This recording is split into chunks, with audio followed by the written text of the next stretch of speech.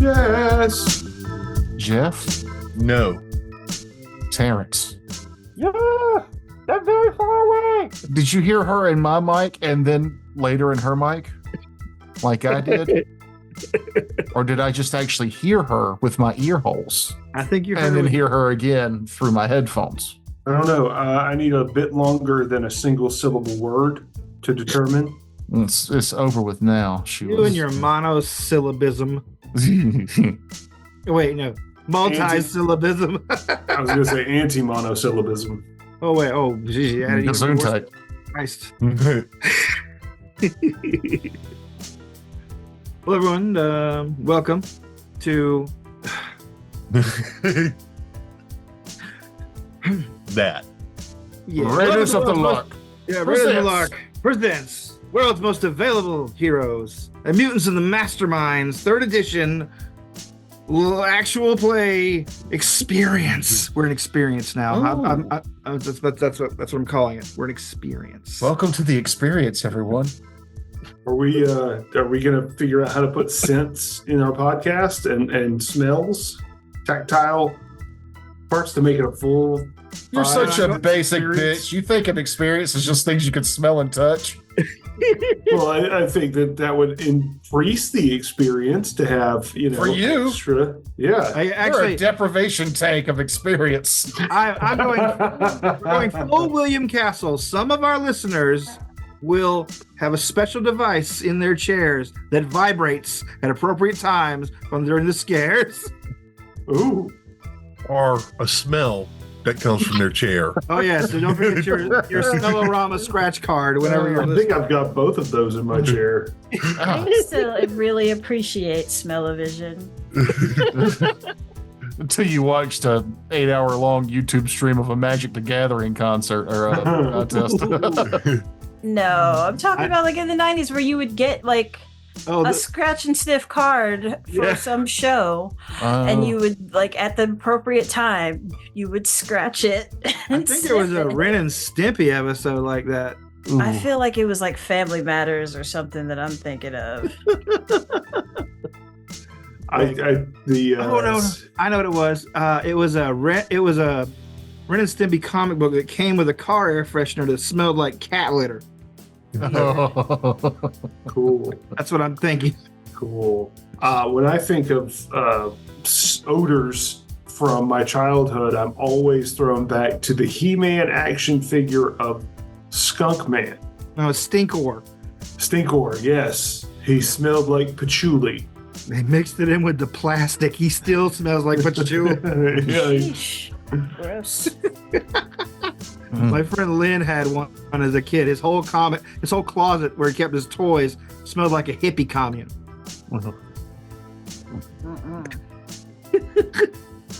That is one of the strongest memories that I have from being a child, is playing with my Stinkor toy. Stinkor.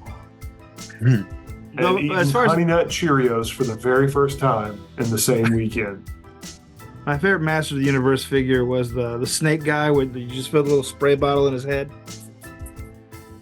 And he'd spit his poison, which is... Oh, yeah. Wait, was that a She-Ra figure? Smelly California raisins. Now I'm confused. It might have been a She-Ra figure. I never bought the actual She-Ras. I only bought the villains because they were in the same kind of like mold as the He-Man figures. Like the She-Ra action figure side, like they had totally different models. Like the She-Ras had hair. And like hair, and not just plastic shaped hair. So like they were clearly demarcated as girls' toys, whereas the Hordak side, boys bought that shit. I was a big fan of She-Ra as a kid. Well, you don't like Princesses of Power? I mean, I don't know. Is that new stuff now? That was always our tagline. She was the Princess of Power. I had a bit of a crush on She-Ra as a child. That's because she had the darker origin story. That's what I liked about She-Ra, like as a child. Like it's because she wore a mini skirt and she was blonde. So did Adam. He had a loincloth, sir. He was much more homoerotic. Oh, that's He-Man. He-Man wore the loincloth. Adam had like a tunic that like cut like Oh, tilted. yeah. It looked like Right, you're right. The original drag. And tight like tights. a page boy haircut. Isn't that a bob? I don't know. What do I know Yes. from hair? Yeah, he had a bob. He had No, his hair bangs. was too long to be. Adam's hair was too long to be a bob, I think. No, you're thinking of a Nah. pixie cut. A bob is the blunt bangs Shoulder across length? the front, shoulder length hair. How did you know so much about hair? I was Because very you've been curious. watching those bob offs on TikTok. Bob off. Is that a thing? No, Not that bob. I would listen to an audiobook and they would describe a haircut. And I'm like, I don't know what that is. So I look it up and I'm like, oh, that's a bob.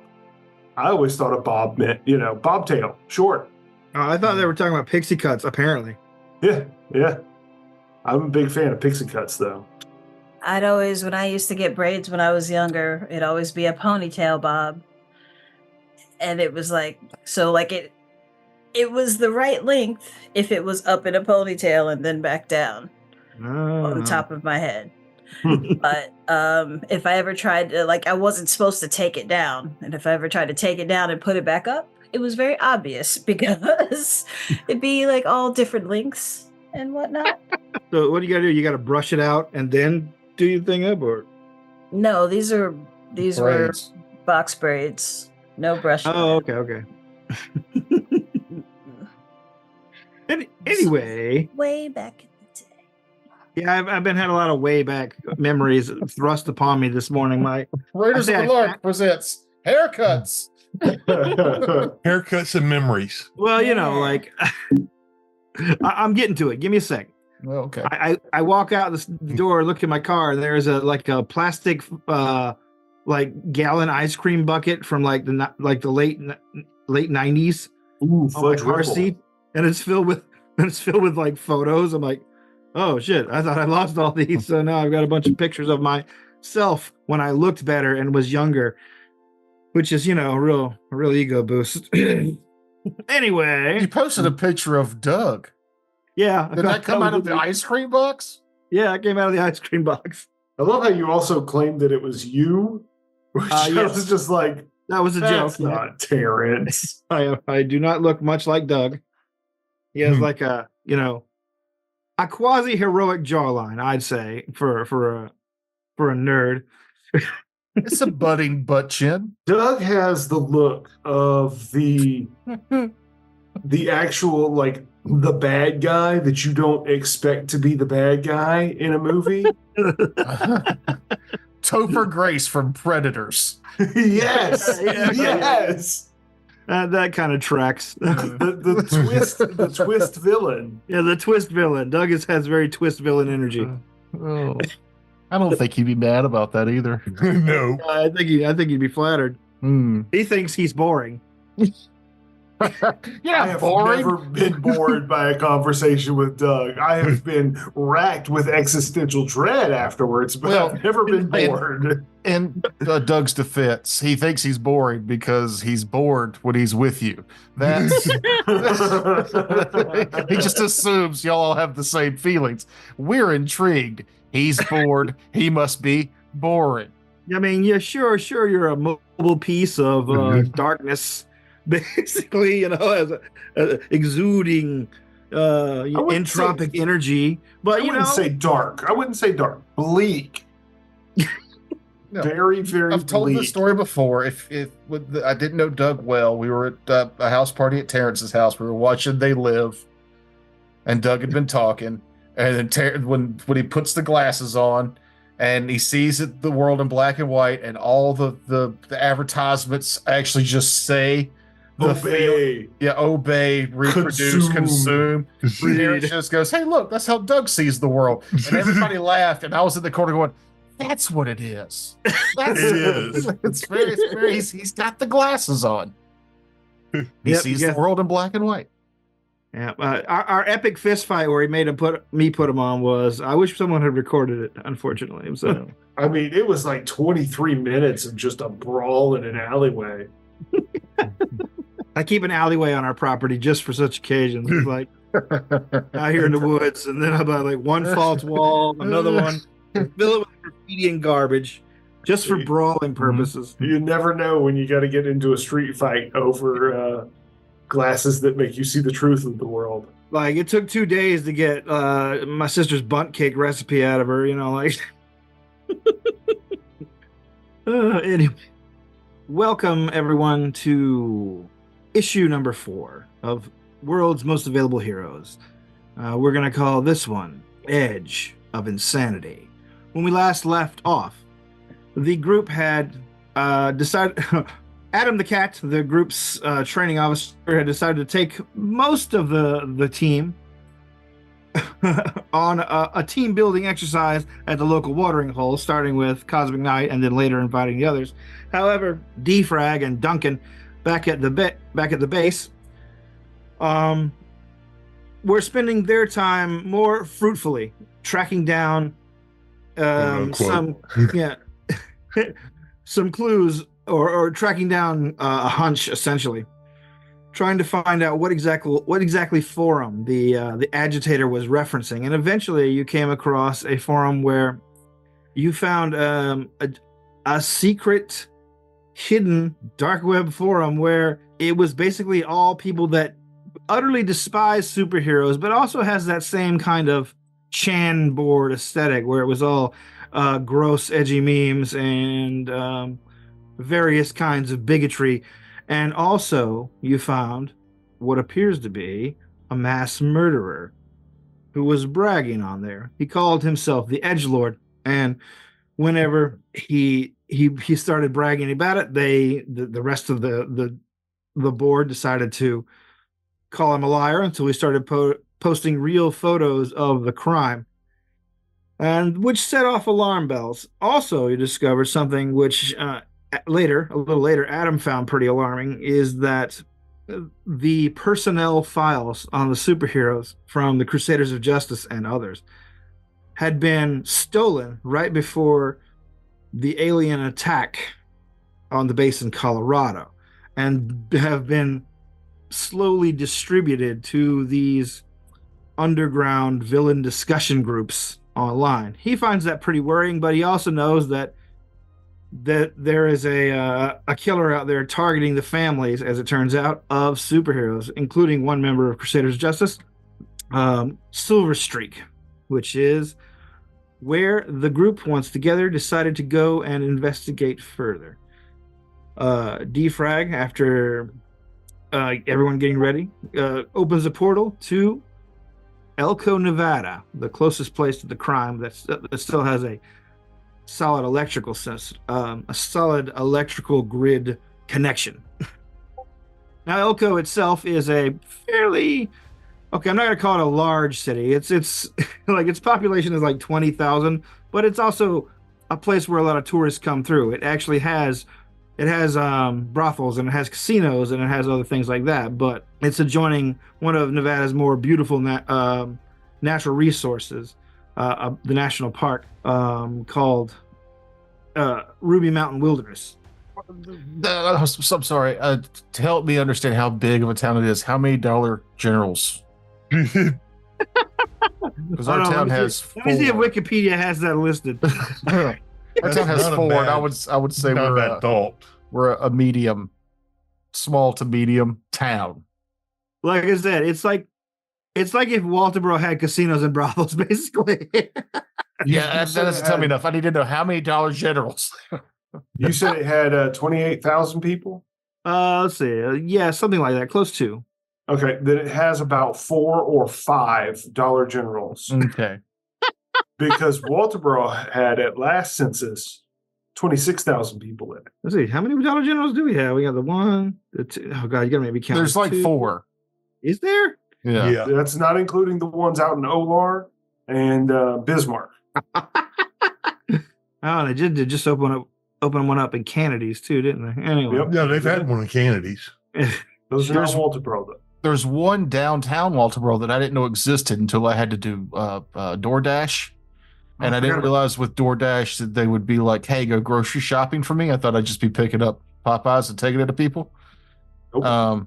I went into that Dollar General and there was a hole in the ceiling that water was coming out of on the floor, and nobody was doing anything about it. It's real rickety. I've been in there It was terrifying. I'm not shocked. Elko looks a lot like one of those casinos in a Fallout game, honestly. Okay. Or it looks like one of those towns in a Fallout game without like the destruction. Oh, like okay, yeah. You can see there from the picture I'm showing that there's a casino with a giant statue of a polar bear on it, and that's basically the town's main attraction. Well, they have a 4-story building though. Yeah, I think that's their hotel. But what kind of like area are you going to set them down in? Where are you gonna come out of the other side of the portal? What kind of like alleyway? Alleyway. Alleyway. All right. I thought you said highway. I was like, Jesus, they got splashy interest. Coming out of good son, all of us. All right. In an alleyway between a casino and a nearby hotel, your portal opens up and everyone steps out into the blazing Nevada heat. This is some real Yowie weather. You all familiar with the Yowie? No, I thought you stubbed your toe. No, they're my Australian cousins, which really I just found out that these things existed, and I really missed a chance to play with an Australian accent. You could have been Australian Sasquatch? Could have been an Australian Sasquatch, yep. Well, when this character dies, just have the Australian version show up. But it won't be a cyber squatch. He'll just be a straight up Yowie with magical powers. Ooh. Yeah, sorcerer squatch. Sorcerer squatch. That'd be pretty cool, actually. Sat sorcerer. Source squatch. Source squatch. I like Sass Sorcerer better because then he could be a sassy Sasquatch sorcerer. Yeah, I'm not sure if I can maintain sass with an Australian accent. Well, you gotta give it a shot. Watch Priscilla, Queen of the Desert, and just imitate Guy Pearce in the movie. That is the sassy Australian accent. Not to derail things, but okay. So we're in an alleyway behind the casino. Yeah. The sun is blazing down through the alleyways, like the narrow beam shaft of light, and like while it is summer back in West Virginia, the heat here is very dry, but also still hot. What are you guys doing? We are supposed to investigate the scene of the murders. Is that our plan? Contact headquarters and ask them if we've got permission to actually go to the site. You hear Duncan coming back over. Says, "Yeah, Adam says he's gotten a hold of the local authorities. So if you want to head over to the sheriff's office, I think we can get you driven out there." I mean, I can take us out there, but yeah, I think we should have someone that's familiar with us, so we don't get in trouble for trespassing. Well, it's a national park, so that wouldn't be a problem. But yeah, there's probably police lines everywhere. Yeah, head over to the sheriff's office. I think you probably can't go wrong with that. Remember, though, when it comes to actual, like, murders and things, they're pretty touchy about their territory, some of them. Okay. That's why we're paying them the courtesy of introducing ourselves to the local authorities. So that we can, not throw our weight around necessarily, but insert ourselves in the investigation as concerned members of the superhero community.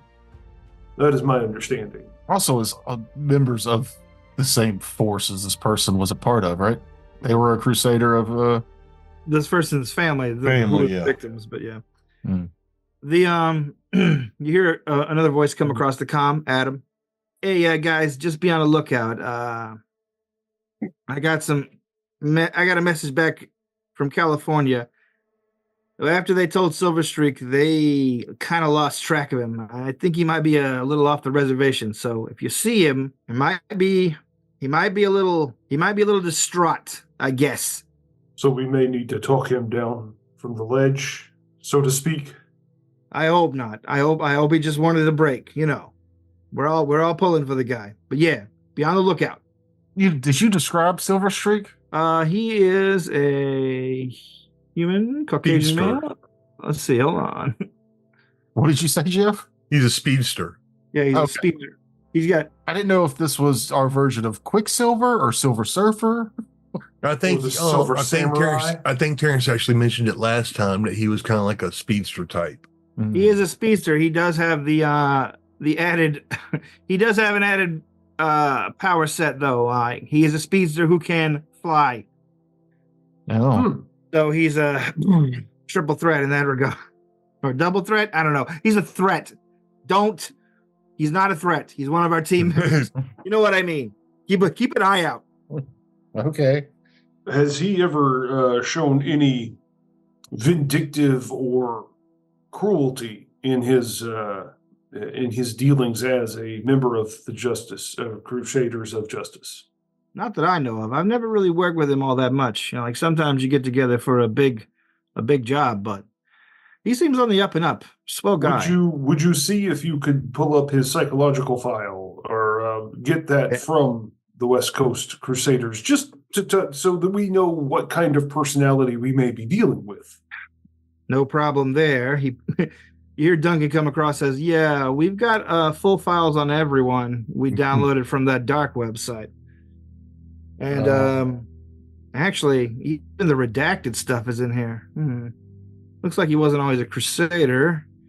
He was on another team in the past. He's about 45 years old. But the pictures you bring up don't look it. He's well preserved for a guy his age. I wouldn't peg him more than 31. Anyway, yeah, I don't see anything too dark about him. No infractions or anything. The files for Crusader Justice seem clean. As far as I know, he's your workaday hero. What about the other group that he was a member of? The other group. Let me look into that. I'll do a little research. You guys make it to the sheriff's office, all right? Absolutely. What's our plan here, team? This is to us, not to Adam and them. Are we just walking down the street full regalia? Are we going to try to go incognito until we get there? I mean, I'm mostly concerned about how I should be carrying myself. I'll create a van that we can ride in. Good call. Shotgun. So I'll create like a big SUV or a van so we can travel in that. All right. Whatever it is, we need to lay down the third row. The streets are pretty clear. Like you guys are here on noon. But there's not a lot going on. It looks like everybody here on the main strip in town has stopped having their lunch. There's a few cars coming down the road, and when you find a gap in the traffic, you create your van, and everyone sneaks out of the alley and piles in. It's the A-Team van if I had my way. What does it look like, Jeff? It looked like a B-Team version. The BT, yeah, it's blue and yellow as opposed to. It's the same style of van, though. Absolutely. Yeah, I slap you on the shoulder and just nod in approval. Dun, dun, dun, dun, dun, dun. The mounted artificial Garmin that has appeared in the created van quickly leads you to the sheriff's office. It's retro. Our Garmin's retro now? That's crazy. Tom. Tom. Wait, what's a TomTom? It's the same thing as a Garmin. What's that? It's a solo mounted GPS. Oh. Did you not have one? But I got a smartphone. Yeah, but before the smartphones could do that, just stole that whole industry. My car is an 03 Cavalier, and it's got OnStar button in it that does nothing. Yeah, I'm sure. Clicking OnStar, and all you hear is like anomalous, ghostly voices come through. That reminds me. Did anybody ever see the movie War Incorporated with John Cusack? No. He treats his OnStar as if it's his personal therapist. Well, that's gonna really date that movie. Like it's almost like it's gonna be a movie no one remembers or has heard of. Like I have not heard of or remembered. I've seen it. I've seen the mention of it before, but I never watched it. Pretty good movie. Anyway, not to derail things, we get again. Not to derail things is basically your catchphrase. That's what I'm good at. Just call me a stalled out 18-wheeler on a train track. It's a short drive through the town of Elko till you get to the sheriff's department. And once you get there and step out, the first thing you get is drawn down on because of Cyber Squatch. You're not exactly well known yet. Like, you guys have been on like one cable. You guys have been on like one news cycle, so not a lot of people still know about you yet. I will stand there with my furry metal paws in the air. We are here on a diplomatic concern. The doors to the sheriff's office opens up, and you see a short, pretty woman step out. It is your own liaison. Yeah, it is. It is your own. I forget what is she? Shit. It is your own.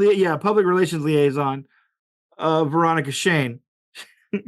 She's like, "Here, Sheriff. Here they are. Come on in, boys." And of course, you Miss too. Shane, very nice to see you again. Wonderful. Well, this isn't really my thing, but I wanted to get here a little early. So you are basically introduced. The sheriff is waiting for you. Do you need a warp gate back? No, I really appreciate it. She presses like she's wearing a Rolex, and she just presses one of the buttons on it, and like you see a flash of light, and she disappears. Excellent. The door to the sheriff's office is open, and the sheriff is waiting inside. He waves you guys in at first vigorously, not looking up, and then stops and waves a little slower. You, the Crusaders? Yes, sir. Ah, damn. All right. I don't really have enough chairs for. And looks over you guys. I'll fabricate chairs. Okay, y'all. I'll fabricate something that would Sasquatch could sit in, or Cyber Squatch. Well, it's unnecessary. I'll simply lock my legs in place. Yeah, but it helps me if I can look at everybody the same. You know what? Yeah, do what you do. I ain't trying to tell you how to live your life, but I am trying to tell you that this is becoming something of a clusterfuck, like I was telling Miss Shane. How so, Sheriff? Well, our Vicks were killed on federal land, and while I was the first on scene, the feds are out there and they are doing their investigation as well. There's going to be a little bit of trouble getting you folks next to it, because I don't know if you know this. If your people have told you, I know that you are new, as I understand. The federal government and the Crusaders of Justice are not on the outside, but not necessarily in good standing. I might have a weigh-in for that. Well, and this is more for you, Terrence. Mm-hmm. I do have a security clearance. Oh, you do? Yes. I purchased the advantage of having a let me see where it's at. Top secret security clearance, because I have done programming jobs for the government on the side. Well, that's something you could have bonded with Duncan, honestly, because before he joined the Crusaders ops team, he was a computer worker for the government. He did tech support for. He told you several of the alphabet agencies, but once he got hired off. No, once he got dismissed, he joined the Crusaders because they were basically the only people that would have him anymore. But he left it pretty vague after that. But yeah, the sheriff says, now if you need any of my authority, I'm more than happy to give it. We do not want, and let me stress this. We do not really want this getting out to the degree that it could. I know that it's already been on cable news, but cable news has not necessarily made the super team connection, if you know what I mean. Yep. Silver Streak's family are still anonymous as far as all that goes. And he has been by. That is another thing I needed to talk to you about. How did he seem to you when he came by? Was he at all erratic, or was he composed and just grieving? Well, if your mother and father and sister's family had been killed, how do you think you'd handle that? Yeah, he was a mess. I could barely see him sometimes. He was basically vibrating back and forth. I don't know. I hope he doesn't do anything that's going to cause even more unflattering press for the area. Like, one of my deputies keeps his ear to the ground on the true crime podcast front, and I understand people are already planning trips here. And once the superhero angle gets out, we are going to be flooded with these idiots. Not the kind of tourism a sleepy town with casinos and brothels wants. Let us see if we can get on out there and get with the feds and see if we can get something going. We will try to be as inconspicuous as possible. What information did you give the speed guy? I gave him what I could. I told him that his family was found, where his family was found, that they were, and he really wanted this stuff. After he identified the bodies, he saw that they were cut up real bad, and he asked if there was any kind of suspects, any clues, and I'm like, that's not something I can really report to you right now until we can figure out whose jurisdiction this belongs to. He got real pissed off. And if you look outside there, and he points to one of the windows, you can see where he basically ran through the wall. He was so mad. They're patching it up right now. I'll actually go over, and to smooth things out, I will use my healing ability because I can actually heal objects.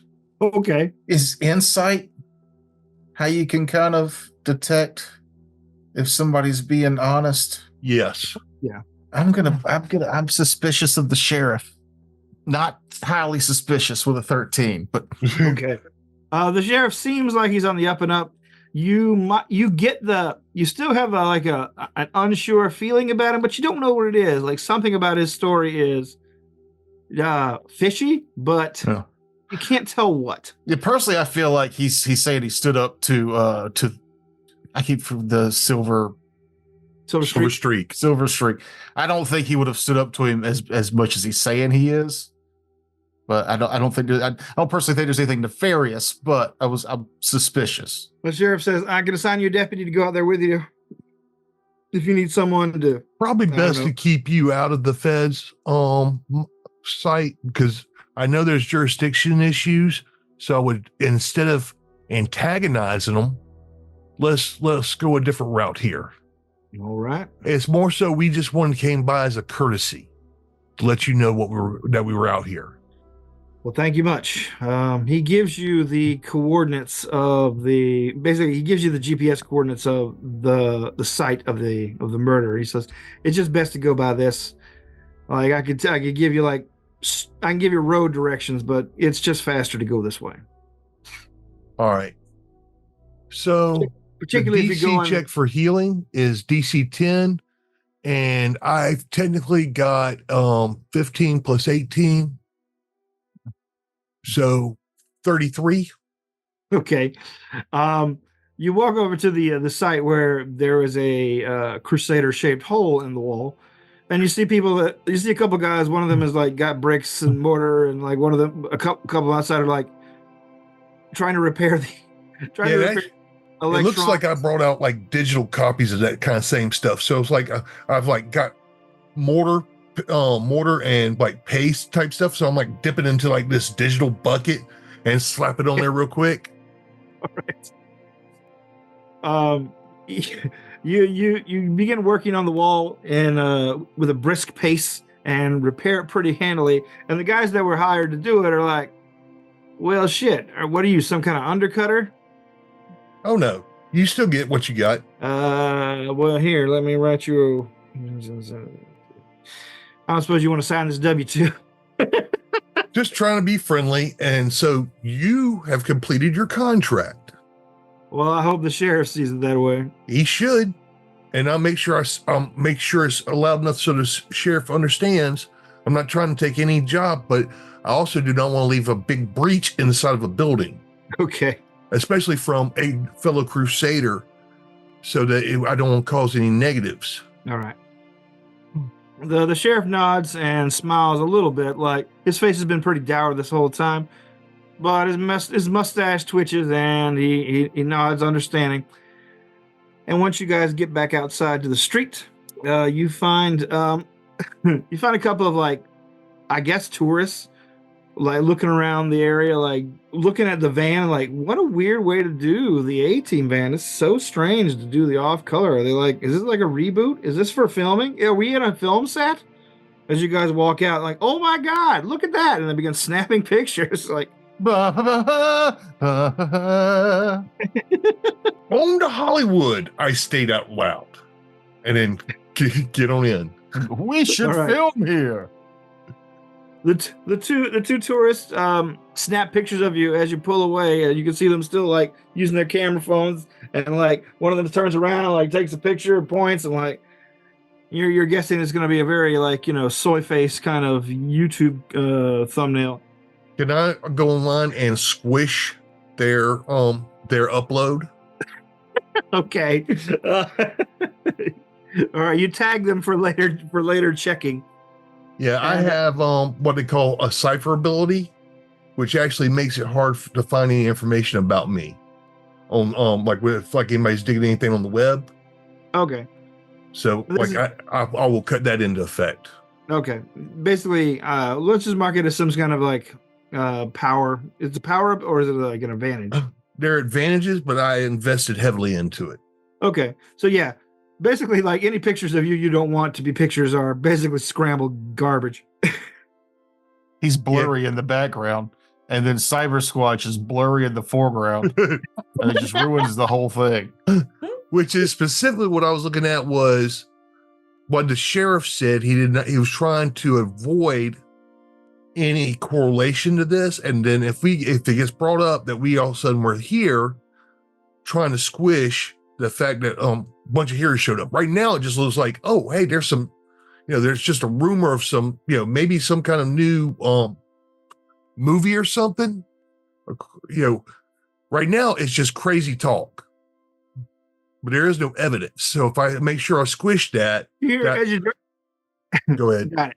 As you are driving along, you hear Duncan's voice come across the comms again. Hey, I got that information for you. He was a member of the Extreme Squadron back in 1997 through 99. See if you can dig up any dirt on them and anything that Dave might have done and people that Dave might have ticked off.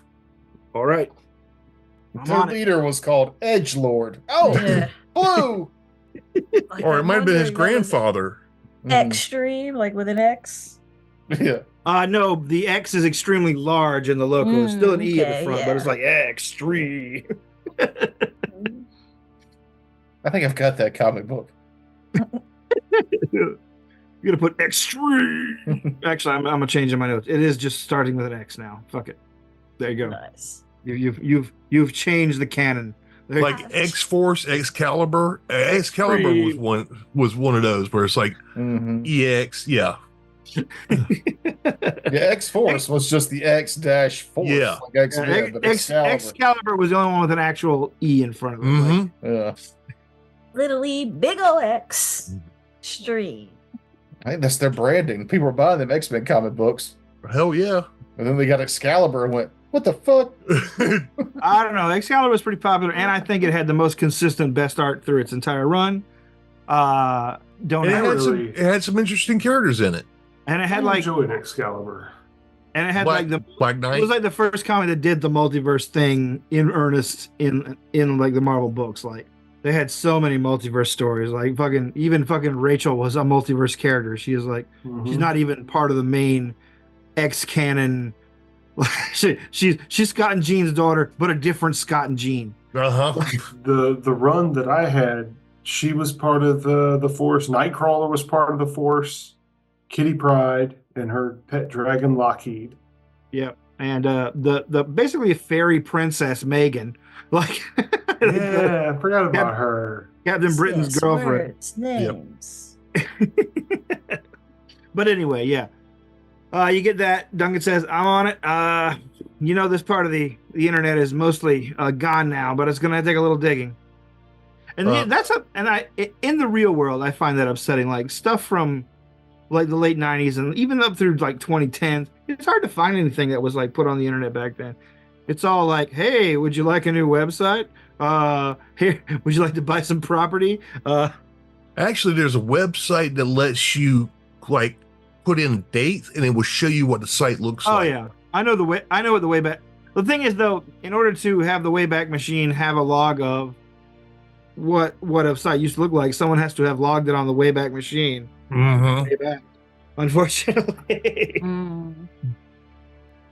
But since our story takes place 6 years from now, who knows if, like in real life, the Wayback Machine will even be available? Like they've been attacking the Internet Archive so hard, and this is like me as a person giving a public service announcement to anyone listening. If you have any spare money, please donate to the Internet Archive. It is literally humanity's best hope for preserving media on the internet.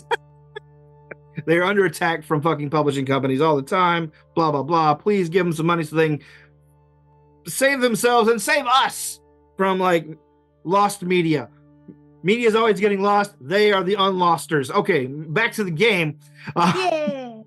As you're driving along, according to the GPS, you begin heading into the park. The park is basically guarded by both police and federal officers at the gates, and they basically have been turning people away for the last 2 days. But when you get there and are asked to roll down the window, you present your credentials, right? Yep. Okay. The Fed that comes around looks it over and looks at you and looks in the van. He's like, shit. He's like, drive safely, and he hands you your shit back. But he doesn't look happy about it, and you see he immediately gets on his own comms and begins talking to his superiors. As you guys be as polite as possible. As you're driving toward the murder scene. Sorry. I put a lot of ice in this metal cup, and it's noisy as fuck. I haven't heard anything. Oh, good. That's what it sounds like. We didn't hear that either. Wow. Yeah. Zoom is way better than I thought about this shit. I feel like it's learning you specifically. This fucker. Here comes this dude with his fucking ice cup. I'll show him. You guys begin driving through the park. The Ruby Mountain Wilderness is of a higher altitude than much of the rest of Nevada. And so you can still see, even here in high summer, that some of the peaks here are snow-capped still. So just for clarification, this is like a mountain desert, a high desert national park? It's a high desert. Trees. The Ruby Mountain Wilderness is like, I don't know, if you look at pictures of it, it's gorgeous, actually. I wouldn't mind visiting. But yeah, it is basically a gorgeous green park filled with alpine lakes and streams. It's got mountains that are snow-capped year-round. It is a wonderful place for camping if you're looking for if you like that kind of thing. And it is pretty. Yeah, it is. It's like very lovely territory. But as you're moving through this beautiful landscape, eventually you come across the place where the camper was parked, and you see the first thing you see, of course, are the feds, their various vans and cars. The police still patrolling the area at their behest. And once you pull up with your van, you are greeted by a federal agent. He tells you to roll down the window. I do. He says, "Hello, I'm Agent Maxwell. Are you people with the Crusaders of Justice?" East Coast edition. East Coast. Well, I don't know why you're here exactly. Were you specifically assigned by the Crusaders of this? Yes, I was. And yes, we were. As I understand, you have some clearance I need to see. Yes, I do. And I will present my security clearance card, quote unquote. It's like I give them my information. My name's Dyson Decker. I have affiliation with the U.S. government. No. I do have a top secret security clearance. He looks over your card. He looks over you, Dyson Decker. I've heard that name. Oh, defrag. No, that isn't what I heard. But Oh, wait, weren't you that guy kicked out of the esports leagues once they found out you had powers? I don't know what you're talking about. Uh-huh. All right, well, I just like the game. if you follow me, and he begins walking toward the van or the camper. Agent Maxwell, I do have to say, we as Crusaders very much appreciate the fact that you have kept the media presence to a minimum about this. This could become very troublesome, not only for us, but also for the park and the town itself. So you have done a very good job with that. Well, frankly, I don't give a rat fuck about the people in Elko bitching about their tourism, but you're welcome, I guess. The important part here, however, is I probably would have still turned you away if I had the option. But we're currently being harassed by the victim's family. And he pulls down his aviators and looks at you. I assume you know what I'm talking about. Yep. We're here to assist.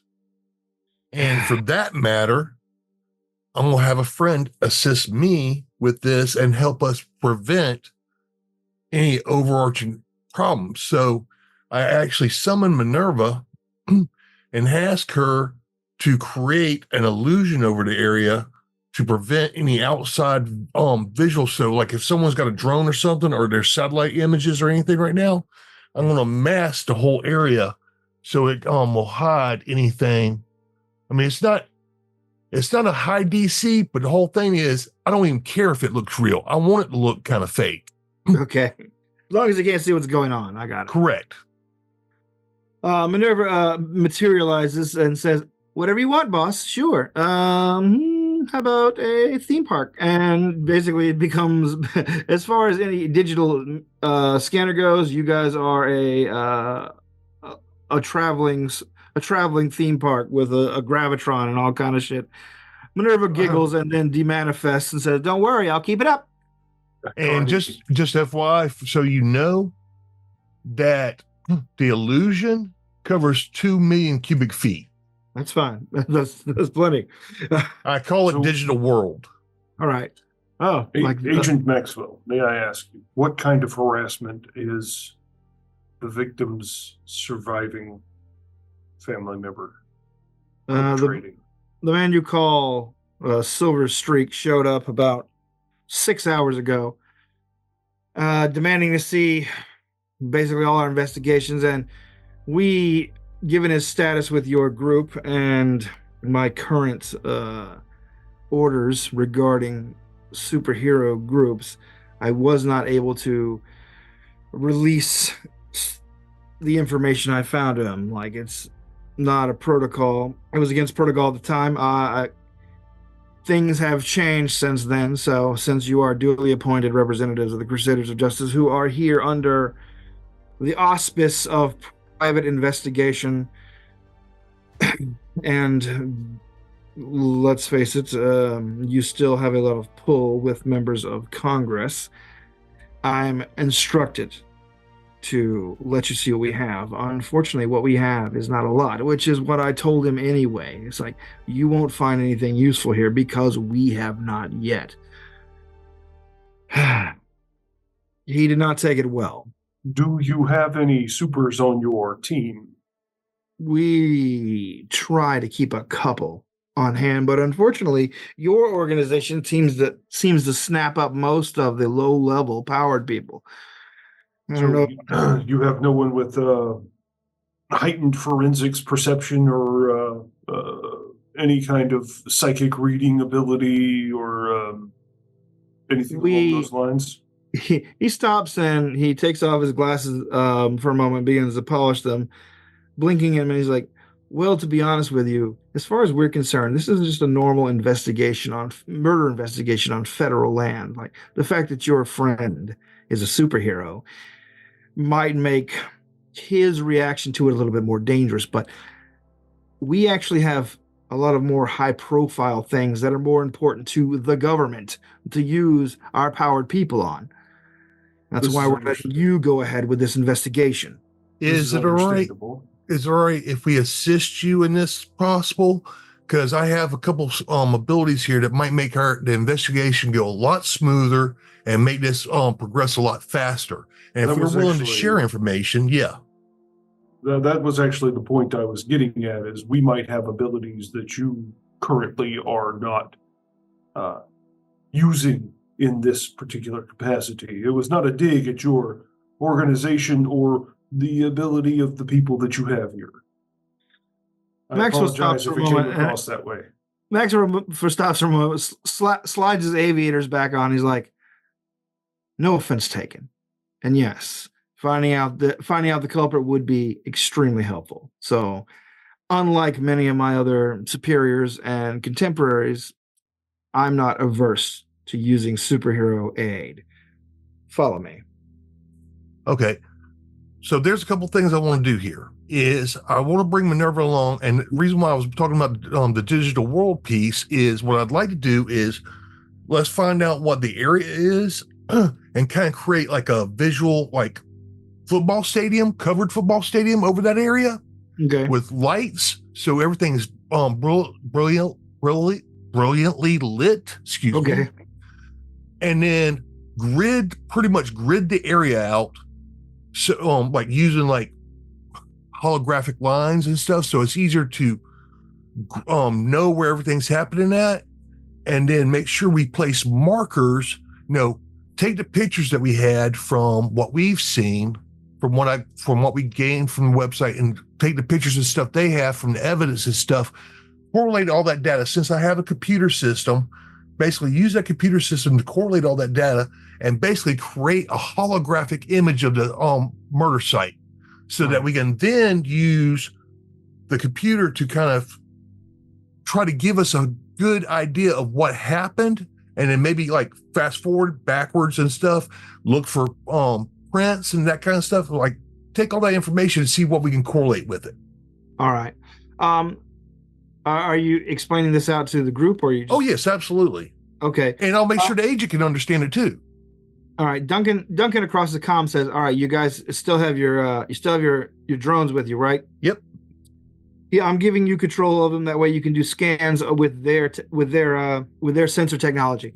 And you feel yourself get 4 drones basically as additional like eyes for you over the area as you begin to activate your various powers. As for his part, Maxwell says, if you can get that done, I'd like to see it done.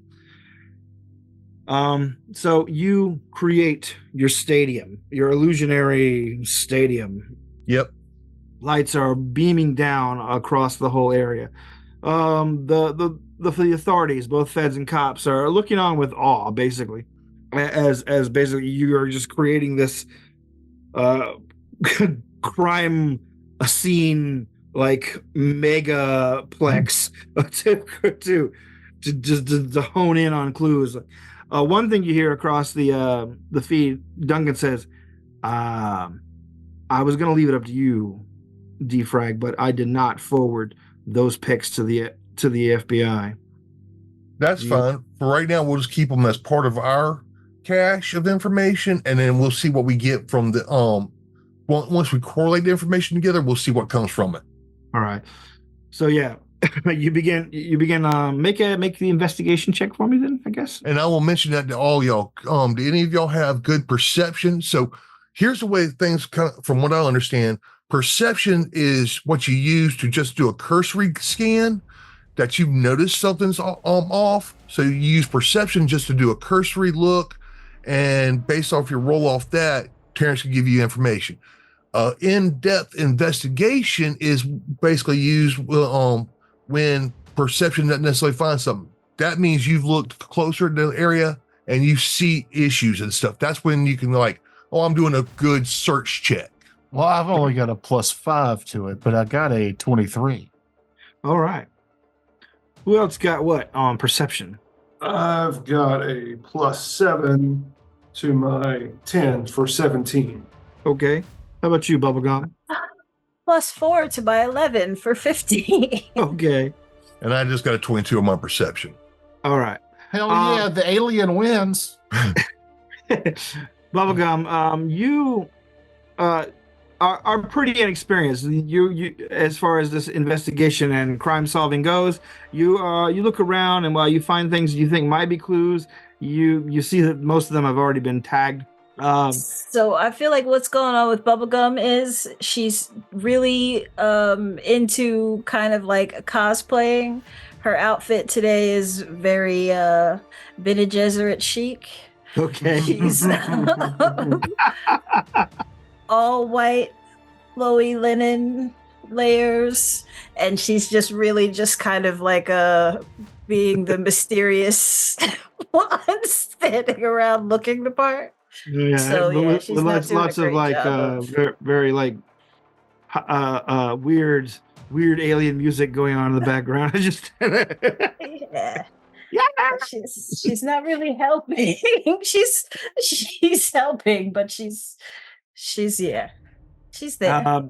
Who was next? Who had the what was it 17? No, nobody had 17. Yeah, somebody got a somebody had 17. I got a 17. 17.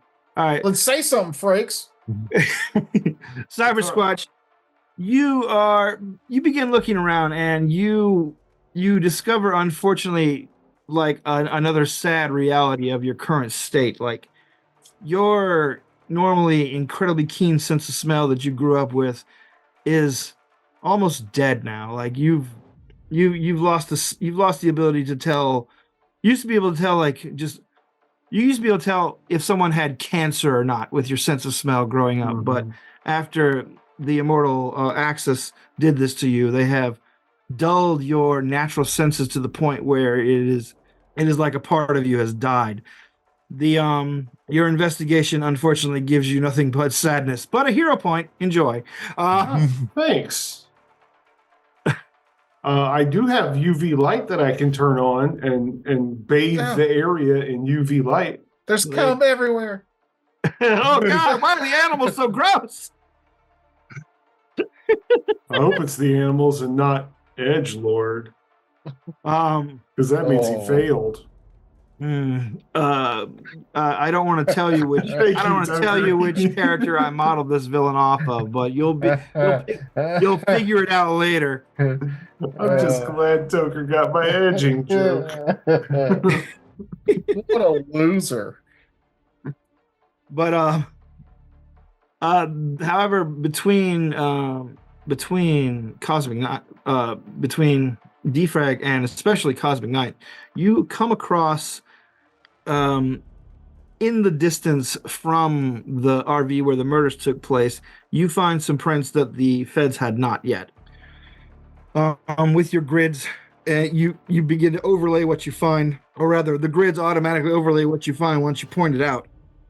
Yep. And you see that the culprit ran away from the vehicle for about 20 yards and then disappeared. No more footprints. Backtracking his trail, and this is where Cosmic Knight's ability comes, or check comes in. You begin moving backwards toward the RV where the murders happened. And while you cursorily glance inside, and you see all the blood stains and the various markings that the federal investigators have made as they've gathered their evidence, begin making photographs and things like that, you begin to backtrack the footsteps coming toward the van. This time you get to about 30 yards away, where they just appear. And while they are dim, you see them. This person appeared out of nowhere, literally ran into the RV, murdered everyone, ran away, and disappeared again. all in the space of about 60 yards. Once you show this to the feds, they say, so this is a super crime, is what you're saying? That's what it's looking like. All right. Well, then. I mean, Cosmic Knight, what are you thinking? You also use blades. So does this look like someone that would have used some kind of edged weapon? Do you, when you look at this area and how did they get into the trailer and all that kind of stuff? Did they use a sword or something to break into the trailer? I mean, does it look like that to me? It looks like they basically sliced the hinges off the camper door in a clean slash, stepped inside and began first cutting everyone down in a single blow. Your natural combat abilities also enhanced by your suit. Basically gives you a blow-by-blow replay of what's going on just based on blood splash, stance, things like that. But then once the last blow was struck on what you find out was a 10-year-old girl, more blows were inflicted, mutilations. Yeah, I'll give it. I'll say what I know, but avoid, like, he doesn't want to get into like the gory details, even if they press him on it. Okay. Yeah, someone's using their prowess with a blade in an extremely offensive way to you. And I think that, well, offensive now. Well, I mean, offensive before because he wouldn't have attacked a child, but like he's rehashing that he used his sword on people that he shouldn't have. Pretty much, this is not a knight's.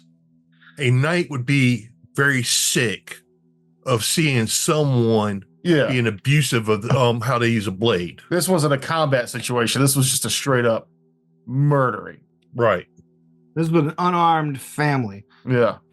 So he doesn't want to admit that a sword could be used in that way, but he has to. All right. And finally, once you guys report what you have, the agent says, "Do you have anything else you want to give us? You got anything at all?" Actually, I will pull my group off to the side. It's like, if you don't mind, can we step back and talk about this for a second? Sure. And then remember, withholding evidence is a federal crime. Whatever. Absolutely. Just that nonchalant. Yeah, absolutely. And I will pull everybody back, and it's like, hey, if y'all don't mind, can we just sit here and talk for a second? And I will pull Duncan up and Adam Cat if they can. All right. And bring them into our conversation and make sure that our communication line is secure. Yeah, secure. Adam and Duncan come on. Yes. What up? What's going on?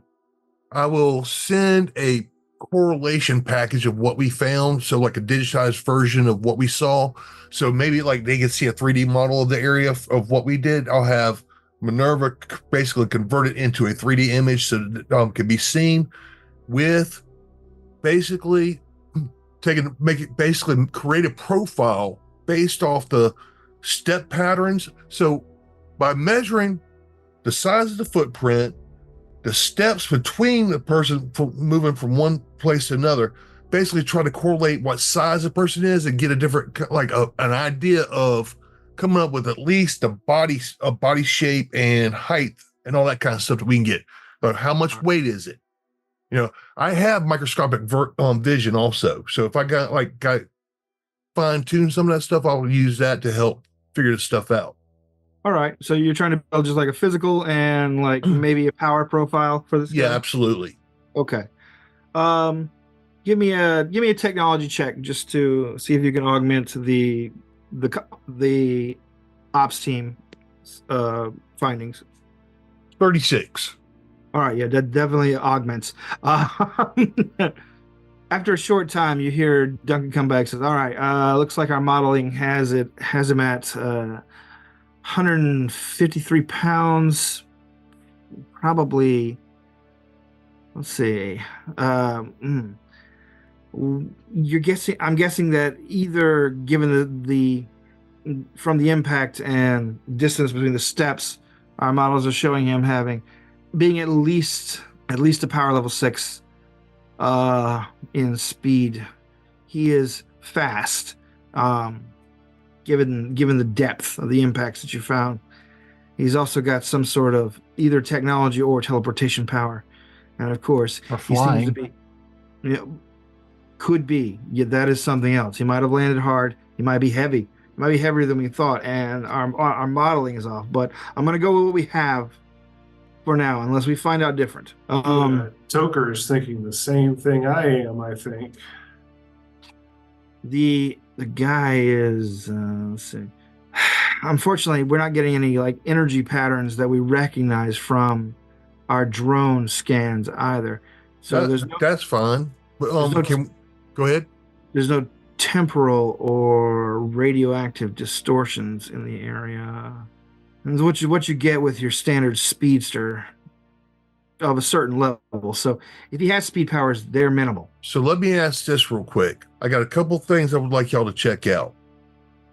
First of all, is there any correlation, maybe any other attacks that someone has done with speed and with blades in our like if you can look through crimes and stuff and see if there's any unsolved crimes that kind of fit the same motif that we've seen so far? We'll get on it. Number two, is there any record of any family members? So what I'm trying to do is, why is this speedster bladester guy going after another speedster type guy? Is there any correlation between like family history or something like that? Or maybe they both got affected by the same type of stuff?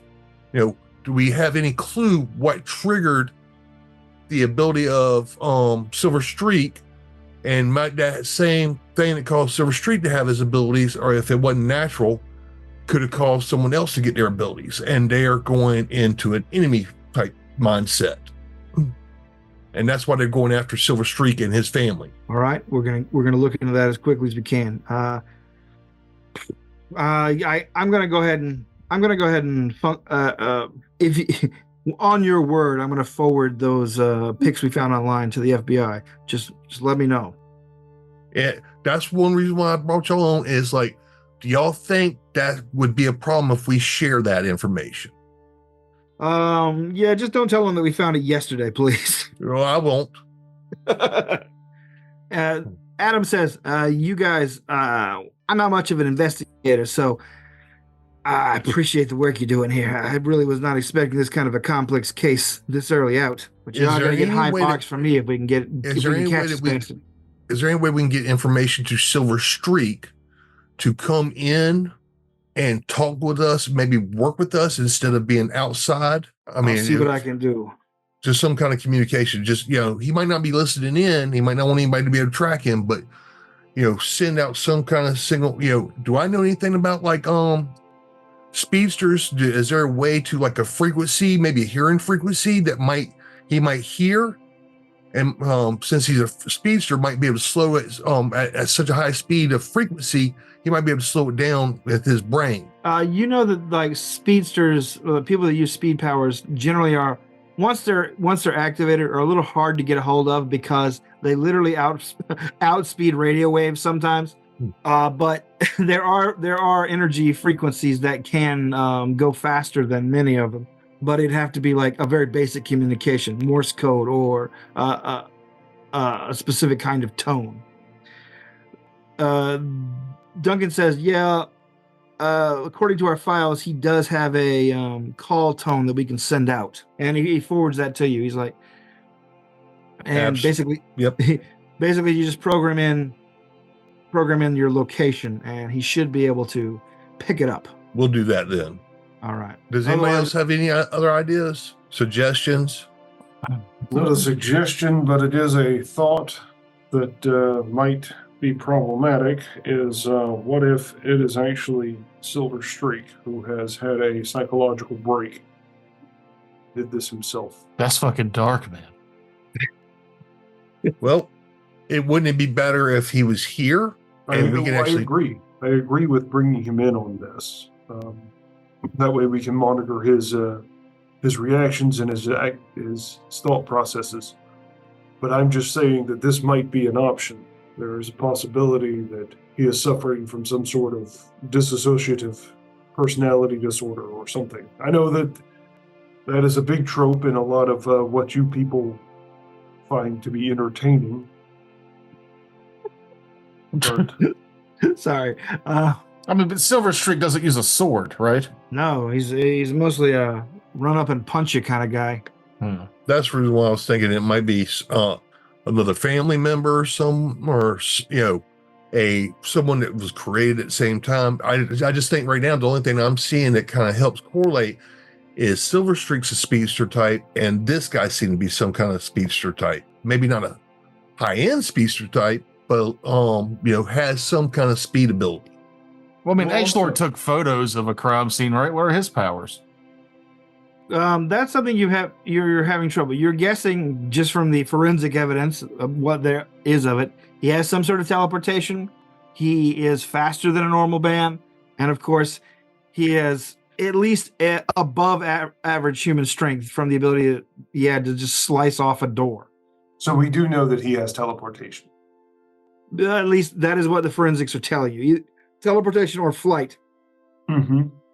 And but we know that he didn't just target Silver Streak. He said he had another target in process, or a job that he was working or something, right? According to the chat room chat logs. Yeah, he did mention that he has his next target all lined up. Find Silver Streak.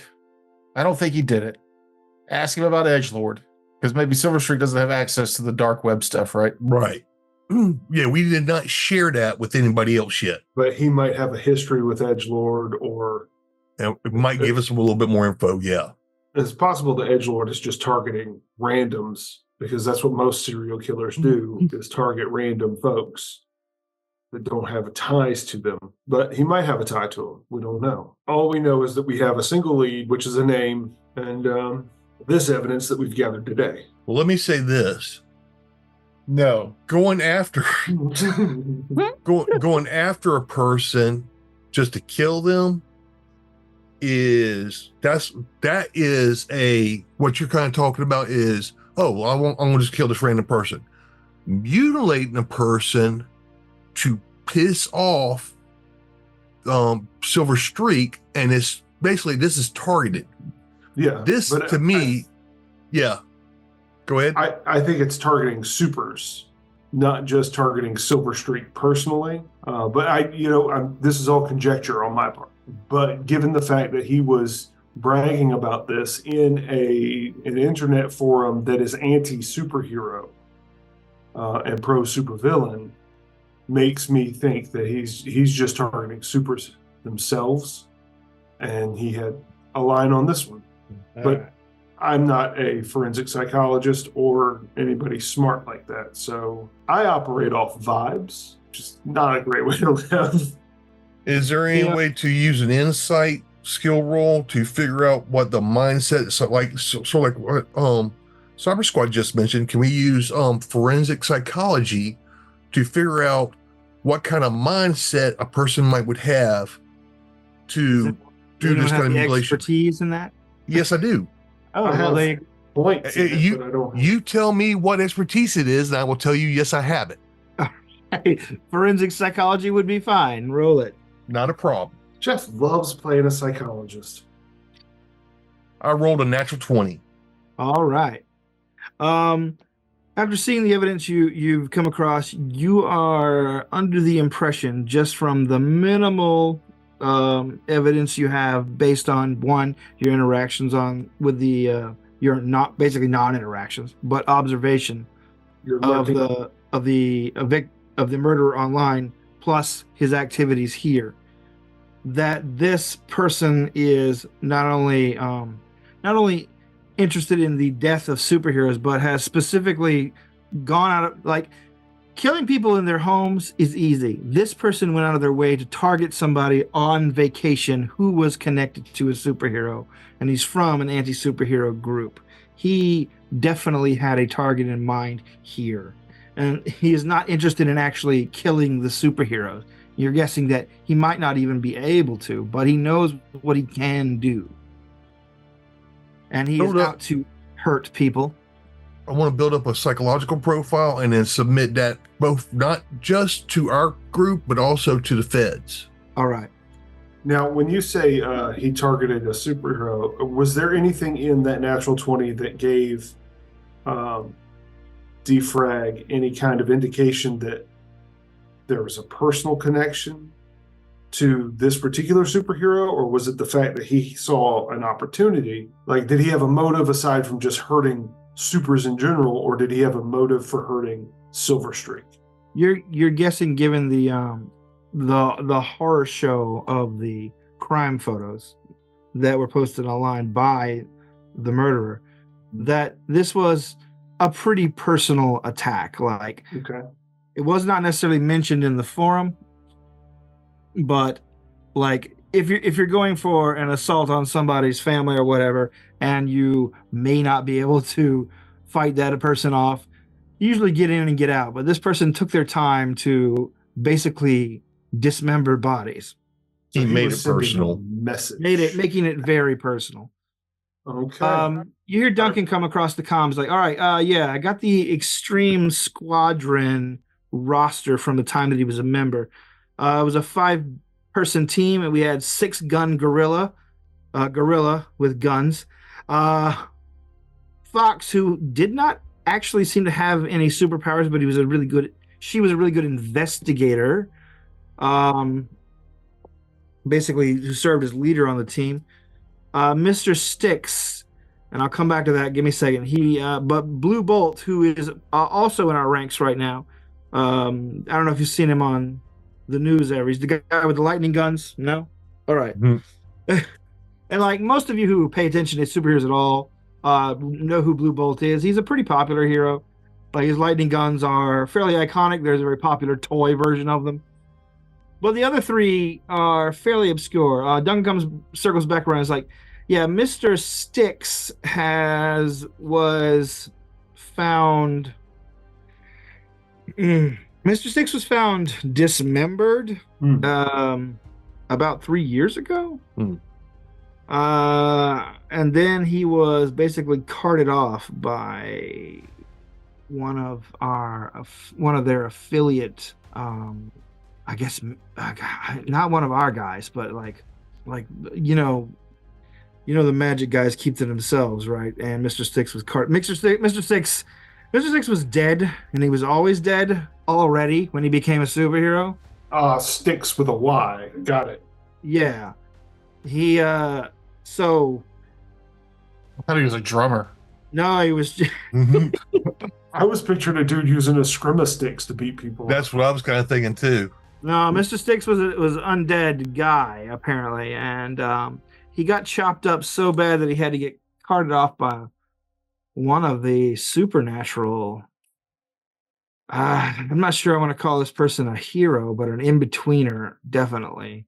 Not somebody that we can necessarily trust, but yeah. Oh, I make a suggestion that we need to let the surviving members know to be on the lookout. He was carted off by Paracelsus, the sorcerer. Does anybody have any expertise in history? I can have it. Yes. Oh God. He has the internet. Exactly. That is what I set this guy up so he has like variable skill levels and expertise. All right. Well, give me a roll then. What the hell? Not a problem. So I'll get a plus 19. Okay. I rolled a 1. You find some very basic information on Paracelsus, the sorcerer. Stuff from like Wikipedia and things like that. That actually kind of makes sense. Was it all Rule 27 stuff, or is it Rule 27? Which one is it where it's just porn? 34. 30 something.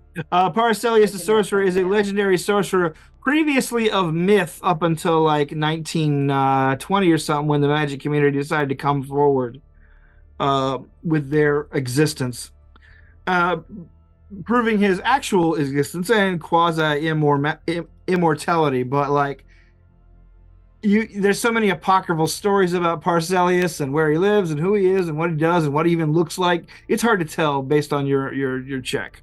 You know that he's a guy. That's it. You have to do further investigation or have someone else do it. I mean, go ahead. How many surviving members of Extreme Squad are there?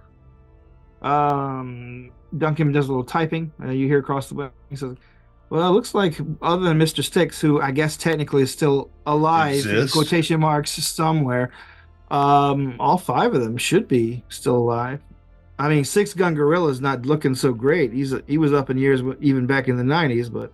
We need to inform the members of that group that their families may be in danger. You get another update, like, Fox, however, has been off the radar since 2009. Well, I think we've done as much here. We'll wait to see if Silver Streak actually approaches. Other than that, I don't think there's too much else that we can do here. All right. But I do want to give him the chance to get in touch with us and meet us, since we know he was in the area. I don't want to at least go too far away, you know. All right. You as you're relaying this to your team, you hear a very garbled message come across the comms. I'm gonna find him. I'm gonna find him. I'm gonna find him. I'm gonna find him. Is out there. He couldn't have gone too far. Are you gonna help me or not? Are you gonna help me or not? I am. You see a plume of grass and dust basically just raise up like a speedboat going by in the distance, only it's dirt. Do you even know who you're going after? It takes a second for your message to go through, and then you hear, "Did you know? Do you know?" That's what we're here for. That's why we're trying to help you out, to make sure no one else goes through the same thing. You feel a gust of wind, basically just puff over all of you, and you see a man in very honestly dirty and sweaty red outfit. Actually, I posted a picture of what he looks like on. Yeah. The Silver Streak. He's a blonde guy. He's older. He's pouring sweat. He looks like near death. Looks like he's been running for like hours and hours and hours and hours. Just real quick, the front of the comic: action, thrills, 10 cents. Yes. I know. I'm using these public domain characters because it saves effort. But he stops and he like falls to his knees, like, tell me where I need to go. So first of all, drink this and get your energy back. I will use my healing power to try to give him some recovery. A digital Mountain Dew appears in front of Silver Streak. Whip him up a bottle of Brawndo. Brawndo. It's got electrolytes. It's what plants crave. All right. You reinvigorate Silver Streak, and he rises to his feet and says, and you see tears streaming down his filthy, dirty face. He's like, I don't know what to do. Hug him. We're here to help. All right. An awkward hug basically is initiated by Cosmic Knight. Silver Streak tenses up. His body vibrates for a moment, and then he relaxes, and then he returns the hug to Cosmic Knight, and you hear him begin to weep openly. And you hear another message across the comms. Oh God, we got another murder. All right. Send us the information as soon as possible and let us know where we're at, and we'll get there. And then talk to Silver Streak and ask him if you're willing to work with us. We're willing to work with you. We got to stop this from happening to the rest of our friends and families. He nods and snuffles up a long string of snot that was coming out of his nose. Yeah. You are given coordinates for the city of Chicago, and by Duncan, he's like, please be careful. Chicago is a very dangerous town for superheroes. A little bit background check on that. Okay. Understand what's going on with that. All right. Adam comes in and says, yeah, the problem with Chicago is that it's basically the hideout of a lot of criminal organizations that have a lot of fingers in a lot of important ties that we cannot necessarily dig into.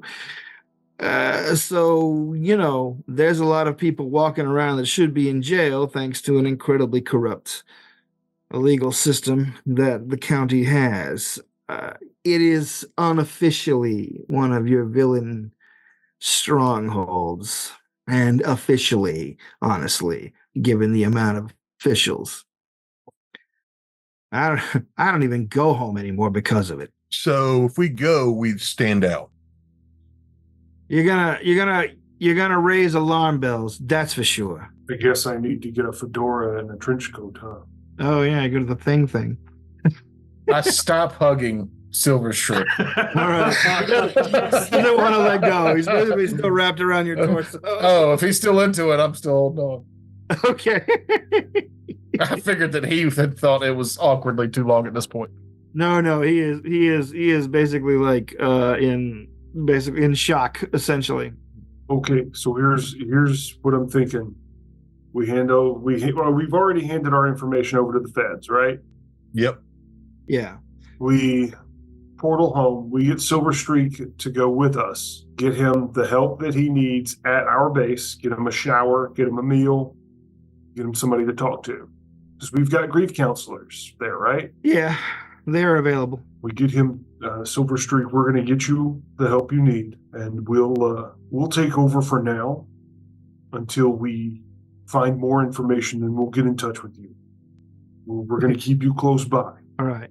He nods. I'm just going to talk to him gently, calmly, Canadianly, and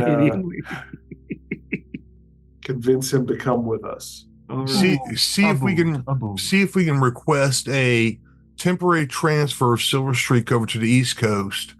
Crusaders for temporary. Shouldn't be a problem while we're working on this. No problem. The coordinates they give you is the Chicago Zoo. Can we find out who was killed? Get as much information as possible. So before we go in, we're going to head back to the mansion first, so that we can get all this information into maybe in our conference room. Could sit there and look at all the information, and then process it, and then make a plan before we go in. All right. You pass off the information to Agent Maxwell. Agent Maxwell nods, thanks you, and says, "We'll see each other again. I'm pretty sure." I would like to keep a cordial working relationship between our two groups. I think we can benefit each other. We don't have the ground presence that y'all do. Y'all have much more access to different things that we don't have access to. We have specialty abilities that can assist y'all. And my goal is, and I think our organization's goal is to assist y'all and prevent this from escalating out of control. Maxwell nods and says, "You don't have to explain all this to me. I'm an old ham when it comes to dealing with you supers, but things of the agency have changed recently." And he comes closer to you, and you see him like flick off like something on his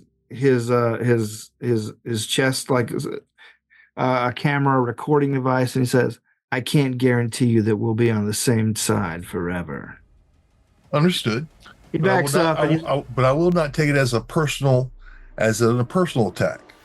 He nods, and you see him back up and flick whatever it was on. "Thank you for your help in the investigation. We will keep your organization updated as to our progress as a courtesy." Thank you very much. Much appreciated. He goes back to his job, and you open your portal back to the mansion.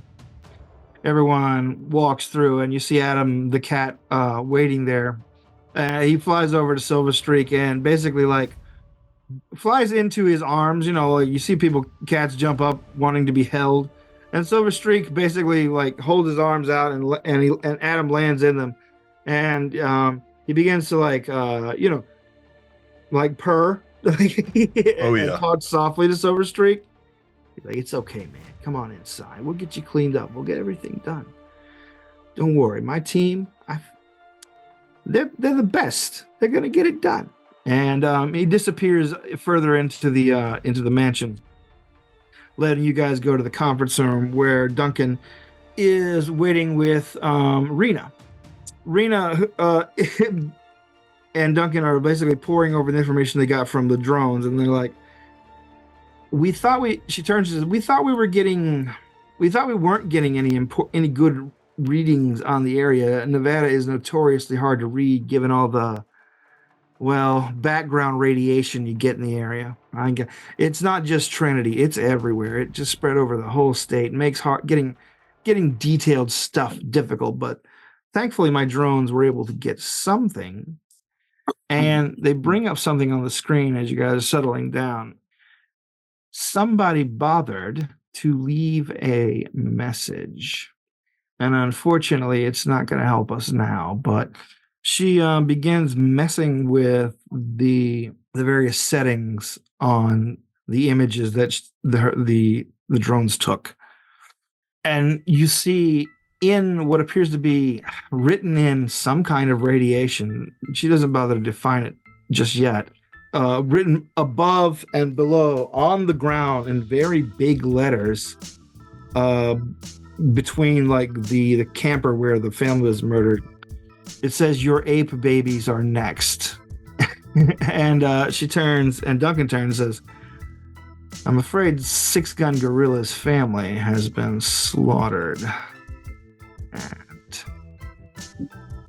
Six Gun Gorilla as well. He's actually gotten one of the heroes. And we will pick up there next time as our team continues the investigation here on the world's most available heroes. Thank you for listening, everybody. So we don't get to fight. We don't get to fight Six Gun Gorilla. Huh? That sounded like a fun fight, Six Gun Gorilla. The undead version. Mm-hmm. I said the undead version of it. Oh, there you go.